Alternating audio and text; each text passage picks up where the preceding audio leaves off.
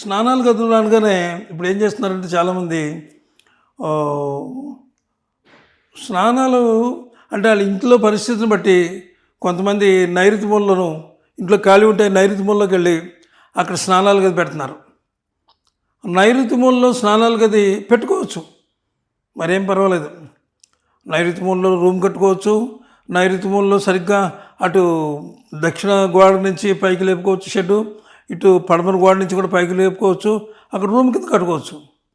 అయితే అక్కడ స్నానాలు గదే అనుకుండా ఏం చేస్తున్నారంటే అక్కడ ల్యాబరేటరీ కూడా అక్కడే కట్టుకుంటున్నారు వాళ్ళు. ల్యాబరేటరీ కట్టినప్పుడు ఏమవుతుంది, కింద హోల్ పడుతుంది కదా, నైరుతిలో హోల్ పడిపోతుంది. నైరుతిలో హోల్ పడితే ఆ వాటర్ ఎక్కడికి వెళ్తుంది? చాలామంది ఆ నైరుతి నుంచి అలా పంపించేస్తున్నారు పక్కకి. నైరుతిలో ఉన్న వాటర్ని పక్క నుంచి పంపించేస్తున్నారు.